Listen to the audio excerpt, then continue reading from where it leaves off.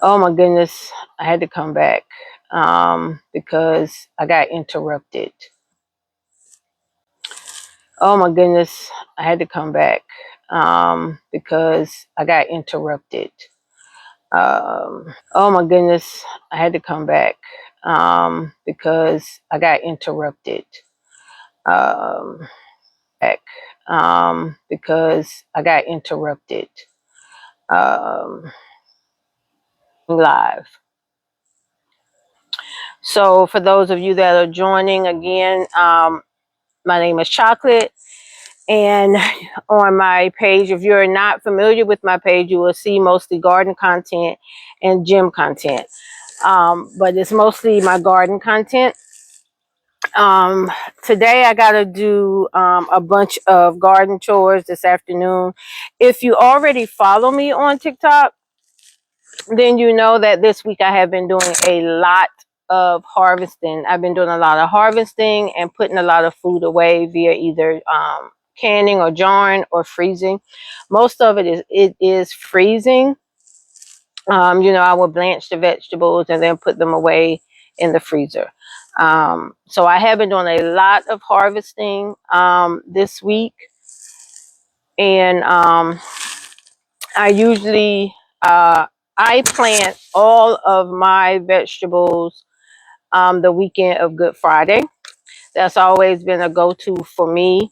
I've gardened in some capacity over the last few years. I've always done some type of gardening, whether it been a small box or this is the biggest scale that I.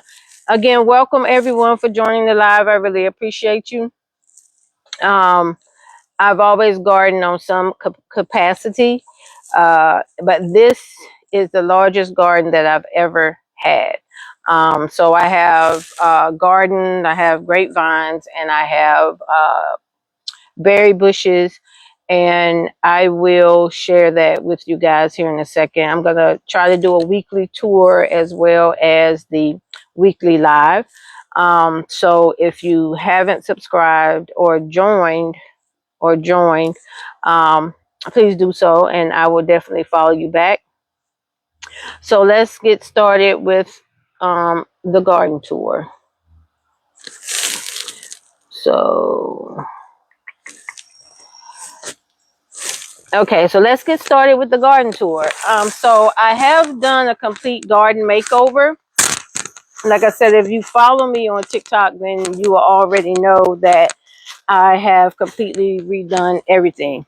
So we're going to start over here with the berry bushes. This is the blackberry bush that I have over here. This small blackberry bush is a piece from this one from last year. So the piece does not have any berries on it yet, because you get berries on the second cane for blackberries, but there are plenty of blackberries. I have gotten a few that I've been munching on earlier for blackberries, but there are plenty of blackberries. I have gotten a few that I've been munching on earlier today, but you see a few back there. So there are a lot of blackberries on this bush right here. And I did start this bush last summer. So yeah, I did start that last summer, and that bush came from Lowe's. Over here we have a raspberry bush. This was a raspberry bush that I got on clearance from Lowe's last year. I did get raspberries on it last year, and I definitely have a lot of raspberries on it this year. I do have both of those, both berry bushes in pots. Raspberry bushes will spread. So if you do purchase a raspberry bush, please keep in mind that they will spread. They grow like a weed. They definitely will spread. Again, welcome to everybody who is on the live. I appreciate you for joining. This is my granny apple tree. It is in a container. I did get this small tree. When did I get this tree? I try to write on here when I get this stuff. I did get it this year. I just can't remember. It was early spring when I got it, but it has grown a lot. I do plan on keeping this tree trimmed down low, you can do that. I did that with my other granny apple tree. And so I plan on doing that with this. So once it goes dormant, I will trim it down to where I can always reach them. Okay. Uh, and then over here we have the Honey Crisp apple tree. All of these are in 17-gallon containers. This is the Honey Crisp. I got it the same time as the granny for cross-pollination. So that's what that is. This one is my Methany Plum. It does not need another one for pollination. However, I may get another one just to help with pollination. But this is my Methany plum tree. This right here is my muscadine. This muscadine I got in October of last year. I did also get this from Lowe's. I got the 2 apple trees and the plum tree from a local nursery. So this is that muscadine grapevine that I got from Lowe's. And then I had went to a muscadine vineyard in my area, and I got some muscadines, and then I took the seeds and I threw them in here. So I have been digging up a lot of muscadine sprouts and sharing them with my gardening community here in the area. So they are growing like crazy. So I will be digging those up as one of my garden chores this afternoon and putting them in a pot and getting rid of those, because again, muscadines will spread as well, so you definitely have to contain them.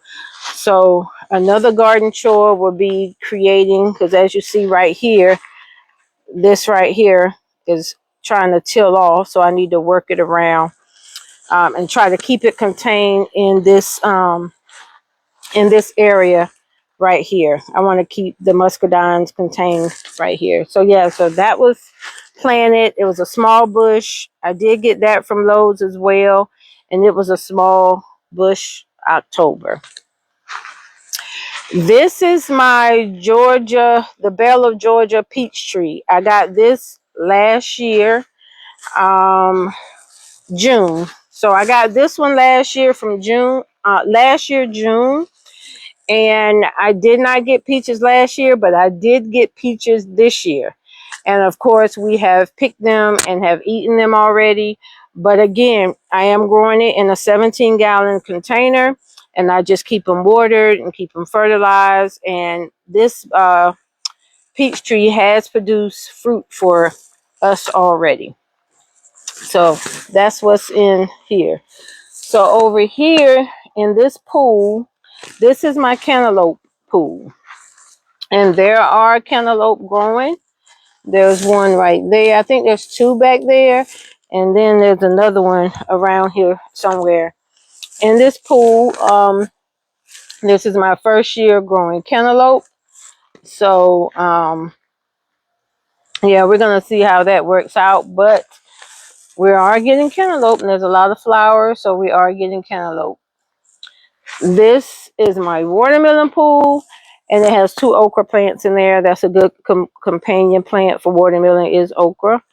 And there are 2 different type of okra in here. 2 different types of watermelon in here. We have a sugar baby, and then we have a jubilee, and they're both seeded. And there are several watermelon growing in this pool. There's one sugar baby right there. There's a sugar baby on the back. There's a jubilee back there growing. And then there's also one growing right here. And there's another one growing over here on this side. So that is the watermelon pool. In this garden bed, we have some corn, and we have a pepper plant, a sweet banana pepper plant. There are only 3 stalks of corn in here because this garden bed was across the way over here before we did the makeover. And when I put in my corn, the squirrels dug up most of the corn seeds and this is pretty much what I was left with. And last year when I planted corn, I wasn't that successful, and I didn't get any corn, ear cores. I can't even get my words out of corn. But this year I actually have 3 growing. So more than likely, I probably will let those grow, and then I will save those corn kernels as seeds and to plant for next year. Because, you know, when you grow something in your garden from seeds from a pack, when you grow something in your garden, you want to save those seeds for future gardenings or future seasons, because those seeds or those flower seeds or whatever those seeds are, they're now indigenous to your area, so you know where they come from, and they will produce in an abundance for the next growing season, if that makes sense. Right here, we have a rescue Meyer lemon. This Meyer lemon was completely dormant and almost dead. I got it at an estate sale for $4 because they thought it was dead. And so I brought it home, put it in some compost, watered it in real good, and we have lemons on it. So this is a Metheny Meyer lemon tree. Over here, we have sweet potatoes. As you see, we have sweet potatoes, and then on the back trellis, we have pole beans and sugar snap peas. And I've been harvesting off those snap peas and putting them in salad all week. You know, pole beans take a little longer to produce, but I haven't gotten any off of this particular because I succession plant.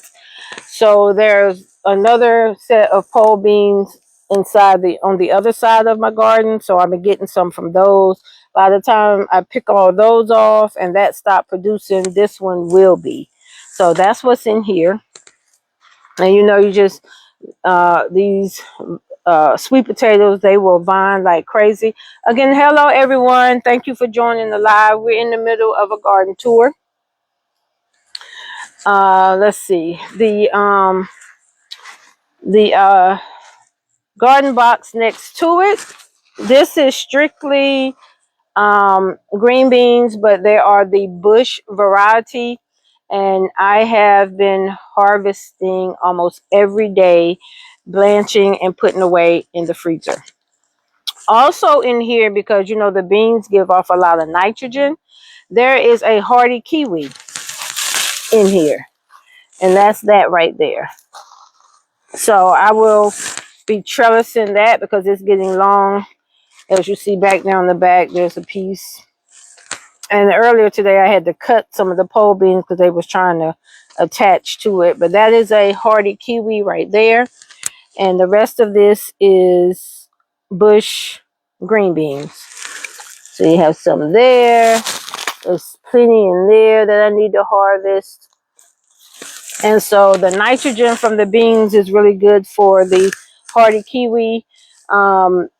It's like a hardy kiwi berry type thing. It's about the size of a muscadine. It doesn't get really big, and it can withstand cold weather. So it's great for our zone. So it's not the big furry kiwi. It's the small grape size type kiwi. So that's what that is. Let's see. Right here is another Meyer lemon, but this one I purchased from a local nursery, and it too is loaded with lemon. It is loaded with lemon, so we're just patiently waiting for lemons to come up on that. And then that's just a pot of wildflowers. Over here we have some more bush beans. See, they're fairly young. Again, succession planting. And then today I just threw down some squash seeds, which is about 30 to 60 days of germination. Well, germination is what, 7 to 14 days, and then you have 60 days to harvest. Here in zone 8A, southeast North Carolina, I'm about an hour away from the coast. We have a very long growing season. So certain things I will continue to harvest all throughout, the growing season because it doesn't get cold here until almost November. Here we have a cherry tree, not a cherry tree, a cherry tomato bush. No, I did not trellis it correctly because it wasn't supposed to go here. This was supposed to be a plant that I was giving to my brother, hence why it's still in the pot. He has yet to come and pick it up. So he might come pick it up this weekend. But this one right here was a volunteer. That one was a volunteer that ended up from last season. It ended up way over there in the muscadine bed. And so I dug it up, planted it. And so I know it's some type of cherry tomato, just not sure what kind. But we've been harvesting off of these cherry tomatoes all week. I've been giving them to my neighbors because we have gotten so many. And then I have some more cherry tomatoes inside there. So we have been getting an abundance. Next year, I probably will only plant one cherry tomato plant, one, because I don't eat that many cherry tomatoes. Okay, let's just scoot over here. This is the Concord grapevine. I did plant both a red grape and a green grapevine. And it is bushy. It's like crazy, but I do not have any grapes on it. I did plant it last year, so I probably won't see grapes until probably next year. If I see some this year, great, but I probably won't see any until next year because I don't have any flowers or any of that going on. But this is the Concord grapevine. Again, if you're new, welcome, welcome, welcome, or if you're just joining, welcome. We're in the middle of the garden tour. Okay, what you see in these white netting things are my blueberry bushes. They are covered because the birds want to eat my blueberries. This one is the pink blueberry, the pink lemonade blueberry, and that one is just a regular blueberry. They do have blueberries on them. But again, I keep them covered because the birds want to come and eat them. So right here, these two beds right here are my bell pepper and pepper beds. We have the red, the green, and the yellow bell peppers. We have banana peppers, and we have some hot and spicy peppers in here. Those were gifts to me from one of my son's friends who gardens. Well, he loves to grow peppers and make hot sauce. And so he gifts those to me. And I have been harvesting banana peppers all week. I think I have like 6 or 8 jars of pickled banana peppers already in the house. And the bushes are full again. So just let me show you. So, and then right here in the front, that's Aroma tomato, that's Aroma, and then the rest of peppers. This one right here is a hot Christian pepper. And as you see, that pepper is huge. So I need to harvest them and figure out what I'm going to do. You got just regular bell peppers. All the different colors is what we got going on there. Over here is pretty much the same thing. More bell peppers. And then we have, this is a Sujitsu. And see, plenty of banana peppers in here that's growing that I need to harvest. This one is a Fushimi, I guess is how you say it, that's growing on here. And then again, more peppers and peppers. Now, let me ask you guys this. Have you guys ever heard, I saw earlier what someone was saying on TikTok that when you're growing peppers, that when you see these huge gigantic leaves like this, that you should pinch these off, that they're just stealing nutrients from your peppers and your plants. So do anybody snip those off? I'm not a big fan of topping my peppers because I haven't seen a big difference in the harvest. But she said that if you cut those huge gigantic leaves off, that the plant will give more energy to the peppers than growing those huge leaves. Anybody know anything about that? I don't know. I've never tried it. I have several, so I might just experiment with it, pick one and take all the big leaves off and see how it does. On this trellis, we have loofahs. So they too are in a little container basket here at the entryway to the garden. And I came out here one day and just noticed I had loofahs, and then over a week's time they have gotten so big. So that's my hand and that's the loofah. So we have 1, 2, 3, 4, I think it's 5 loofahs up here. But that's what this vine is right here. It is loofahs. Over here we have a cabbage row. That's all cabbages. This right here is all strawberries. There is covered because of course the birds want to eat them. I have to clean this up, figure out a way to improve the netting structure, and that's what we will do there. This is some dill going to seed right here. This was also cabbage and broccoli. So I harvested 2 cabbages this week. We got 2 more growing. I've harvested broccoli, and as you see, it's already growing a broccoli shoot off the sides. So if you grow broccoli, remember, don't take it away because it will continue to grow little small broccoli shoots off on the side. You can harvest and eat those as well. So this was my broccoli bed, and so I will be planting more broccoli here for the fall and winter crop. So this is where broccoli will go. Okay, we're gonna come inside here. Move, Pharaoh. That's my dog Pharaoh. He's like a shadow.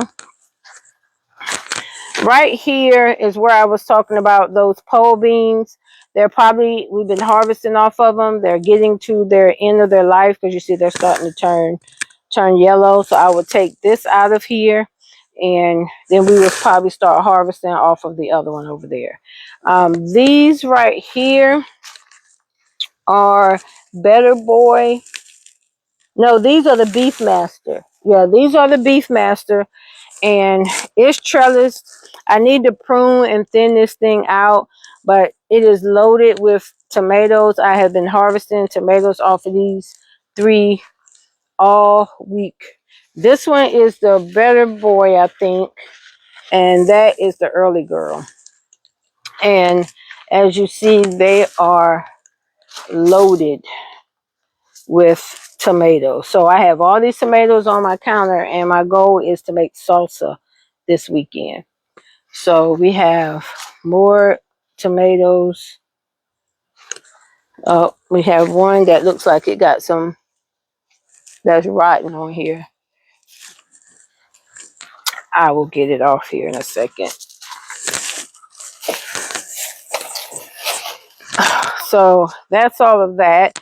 Right here we have some Swiss chard, and I just planted some more garlic. I personally, my family don't like it, but I normally pick it and give it to my hens because I do have hens. I get fresh eggs every day, and they love it. I don't, but that's who eats that. And over here we got more Swiss chard and radishes. This is an empty bed right now because I did have collards in here, and I harvest them this week. This is squash row for right now. That's that other cherry tomato tree, those 2. And then these are all squashes. and I've harvested all of those. We have another cherry tomato. We have an okra back there. Some more tomatoes, a Beefmaster and a Better Boy that my brother is supposed to be picking up. We have some basil. That is my herb bed where I have all my herbs, some thyme, oregano, and parsley. This is a spaghetti squash that I got one spaghetti squash on there. And once I harvest that, we're going to take that away because that's more of a fall. Another okra that I harvest off this week already, and it looks like I have 6 okra on there. So I need to get those off. So that's what we got going on out here. And then inside of my greenhouse, I just have my pineapple plants. So these are all my pineapple plants from various stages. And these are actually pineapples that I'm growing from Pineapple Tops from the store. This one is my oldest one. I started growing one in November of last year. So this one was done November the 18th, and it has plenty of growth on it. This one was the 20th, so 2 days later. I went to a pickle festival, and they were having pineapple drinks. So, and the lady was nice enough to give me 2 pineapple tops. So those are from April the 27th. These 2 are, and they have plenty of new growth in them as well. And then this one is from May 14th, and it already has new growth in it as well. That is muscadines in there. And these are where I'm starting some more seeds and cucumbers from seeds. Lisa Butler, thank you so much. I do my best. It is truly a labor of love out here, but it also is very peaceful. Back here, we have more bush beans. We have more bush beans right here. And then we have beets back there in the back. And so that is the entire garden tour.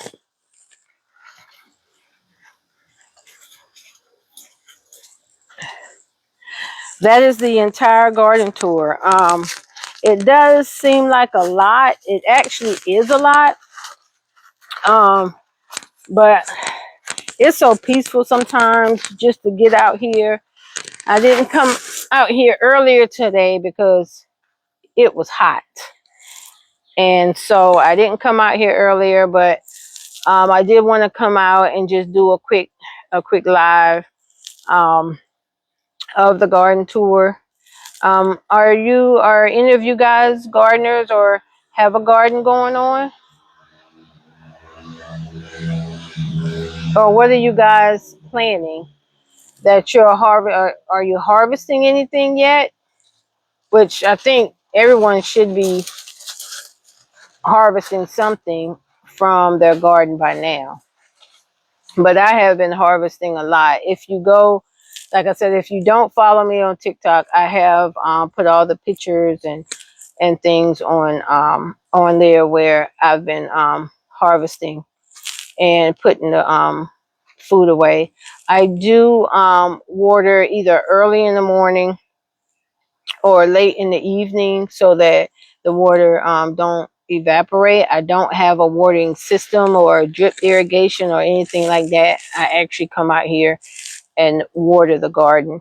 I fertilize every 3 to 4 weeks. I use a all-purpose fertilizer.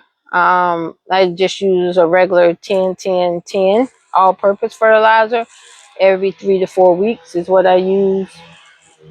When I'm growing my green leafies like my cabbage, my collards, things like that, I do use the fish emulsion, or I will bury fish scraps in that particular garden bed. So those are the fertilizers that I use.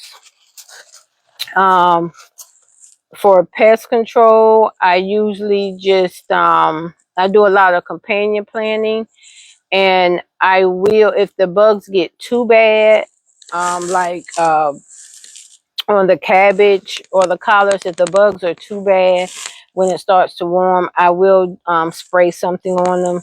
But that's not very often because I normally plant a lot of onions around my collards or cabbage or some mint. They don't like the smell of mint either. So that's what I use for that. But that's pretty much all I do. And I wouldn't say a lazy gardener, but I don't do a whole lot of the new and improved techniques that everyone do. I just keep everything watered, keep everything fertilized, and the more you harvest, the more the more fruit you're going to get. So just always remember to keep harvesting and putting your food away, because your plant won't know to produce more vegetables if you don't harvest. So that was the garden tour. Again, I really appreciate everyone. Oh, let's go check the hens out. I have 6 hens. I get about 5 eggs a day. So let's just go check them out. So here is my chicken coop. My husband built it for me. It has the same vinyl siding color as the house. And so I just tried to have it as neat and as as I can over here. So yeah, I have 2 golden comets which lay brown eggs. I have 2 Americanas which lay the green eggs. I have a lavender Orpington. Her egg is like a pinkish looking color. And then I have, I don't know what type it is. Someone told me that it was just a hybrid, and it's probably in there sitting on eggs. That one lays a white egg, and that one likes to go Brody a lot. So if I don't get the eggs out early, like right now, it's too late for her to be trying to lay an egg. So that tells me she's in there trying to go Brody. She's in there broody, I think. Broody is how you say it. She's in there trying to hatch those eggs. So I need to get those out to keep her from going broody. I do feed them a non-GMO feed, and they get to come out and scratch for worms. And they have grass in there from where my husband cut the grass yesterday. And so we always dump a little bit of grass in there. And that's that. And so I clean out their coop.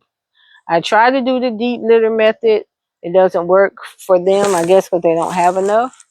I don't have enough of them to do that. So their hay or shavings get changed out quite often, because their coop is not that far from my deck. And so I keep it clean and keep herbs and stuff in there to keep the flies and the smell down.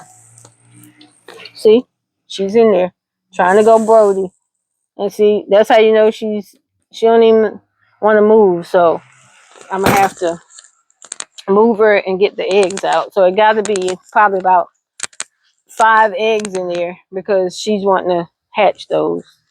So that is that. So those are my hens. So between the garden and the hens, and they get a lot of the garden scraps as well because they will eat the garden scraps. And yeah.